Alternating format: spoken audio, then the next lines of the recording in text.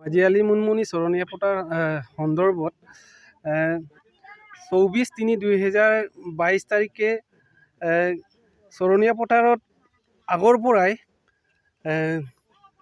বেদখলসকলে দিগদাৰ দিয়াৰ কাৰণে আমি 24/3/2022 তাৰিখে সমগ্ৰ গৰু ম'হবোৰ মহকুমাধিপতি কাৰ্যালয়ত চমজি দিম বুলি আমি ধৰ্ণা কাৰ্যসূচী এটা লৈছিলোঁ।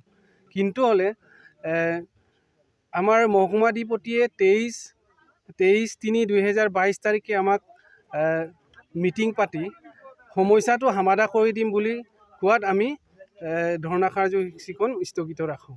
তাৰপিছত আমাৰ SDO ছাৰ সিহঁতে আহি তদন্ত কৰি পৰ্যবেক্ষণ কৰি সকলো চৰণীয়া পথাৰ সকলোবোৰ এলেকা তদন্ত কৰাৰ পিছত সিহঁতে বেদখলসকলক অফিচতো মাতি সিহঁতক বুজাইছিলে আৰু তাতো কোৱা হৈছিলে যে চৰণীয়া পথাৰৰ ভিতৰত 1 ইঞ্চিও কোনো চৰণীয়া পথাৰৰ মাটিত মানে খেতি বাতি কৰিব নোৱাৰিব বুলি ৰাইজক জনোৱা আছিলে।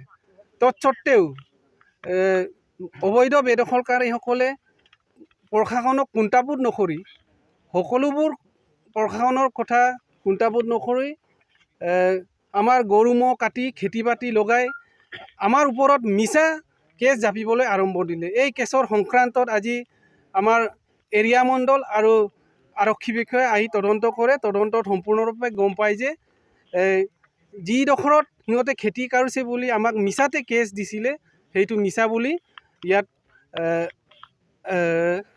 প্ৰমাণিত হ'ল। আমি অসম চৰকাৰক আহ্বান জনাইছোঁ যে গো সুৰক্ষা আইন যিদৰে সংবিধানত 2021 চনত ঠাই পাইছে সেইমতে আমাৰ মাজিয়ালী মুনমুনি চৰণীয়া পথাৰখন অসমৰ মুখ্যমন্ত্ৰী হিমন্ত বিশ্ব শৰ্মাদেৱে আমাক এই মাজিয়ালী মুনমুনি চৰণীয়া পথাৰখন জনাই ৰাজ্যিক সম্পত্তি হিচাপে বুলি অতি সোনকালে উচ্ছেদ কৰি সুৰক্ষা কৰি দিবলৈ বাৰম্বাৰ আহ্বান জনাইছোঁ। আজি আমি আহিলোঁ আমাৰ SSR লগত আমি ভেৰিফাই কৰিলোঁ। আজি তেওঁলোকৰ প্ৰেয়াৰৰ পিনৰ পৰা আহি চালোঁ যে তেওঁলোকে যোনটো কেছ দিছিলে আমাৰ খেতিয়ক পাৰ্টীয়ে তেওঁলোকে যোনটো কেছ দিছিলে একচুৱেলি সেইটো আপোনাৰ 5 নম্বৰ ব্লকতে হৈ আছে মাজিয়ালী মুনমুনিৰ। তাৰপৰা আমি এতিয়া সেইটো ভেৰিফাই কৰিলোঁ। ভেৰিফাই কৰি এতিয়া গম পালোঁ যে এইটো কেছ মানে আপোনাৰ ভুলকৈ দিছে। একচুৱেলি এই মাটিটো হৈছে আপোনালোকৰ গ্ৰেজিং লেণ্ড হয়। তো গ্ৰেজিং লেণ্ডত কোনো খেতি কৰিব নোৱাৰে। এতিয়া আমি সেইটো ভেৰিফাই কৰিলোঁ আৰু ইমানে। আমি এতিয়া বৰ্তমান জোনাই চাৰ্কুলৰ হয় জোনাই ৰাজস্ব পৰা। শ্ৰদ্ধাৰ কোকৰাঝাৰবাসী জনগণ, ইয়াৰ দ্বাৰা কোকৰাঝাৰ নগৰ কাৰ্যকৰ্তা সমিতিৰ অন্তৰ্গত অঞ্চলত বসবাস কৰা জনগণলৈ এটা জৰুৰী ঘোষণা আগবঢ়োৱা হৈছে। কোকৰাঝাৰ নগৰ কাৰ্যকৰ্তা সমিতিত প্ৰপাৰ্টি বা হোল্ডিং টেক্সৰ সেল্ফ এছেছমেণ্টৰ আৰু ৰি এছেছমেণ্টৰ কাম চলি আছে। যিসকলে সেল্ফ এছেছমেণ্ট আৰু ৰি এছেছমেণ্টৰ কামবোৰ এতিয়ালৈকে সম্পূৰ্ণ কৰা নাই তেওঁলোকলৈ আমাৰ বিনম্ৰ অনুৰোধ, আপোনালোকে অতি সোনকালে অনলাইন যোগে সেল্ফ এছেছমেণ্ট আৰু ৰি এছেছমেণ্টৰ কামসমূহ সমাধান কৰি লওক।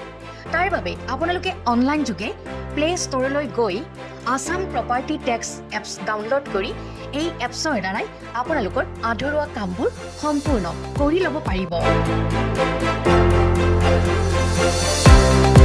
নতুবা play.google.com/store/apps/ৱেবছাইটৰ জৰিয়তেও আপোনালোকে আপোনালোকৰ কামবোৰ সমাধা কৰি ল'ব পাৰিব। যদিহে আপোনাৰ অনলাইন যোগে আধৰুৱা কামবোৰ সমাধান কৰিবলৈ অসুবিধা হৈছে তেনেহ'লে আপুনি কোকৰাঝাৰ নগৰ কাৰ্যকৰ্তা সমিতিৰ অন্তৰ্গত ৱাৰ্ড কমিছনাৰৰ কাৰ্যালয়লৈ গৈ প্ৰয়োজনীয় আবেদন পত্ৰ অৰ্থাৎ ফৰ্মখন সোনকালে সংগ্ৰহ কৰি লওক। বিতংকৈ জানিবলৈ কোকৰাঝাৰ নগৰ কাৰ্যকৰ্তা সমিতিত হৈ যোগাযোগ কৰিবও পাৰিব। আপোনালোকৰ সহায়ৰ বাবে মেগা কেম্প অনুষ্ঠান অনুষ্ঠিত কৰা হৈছে।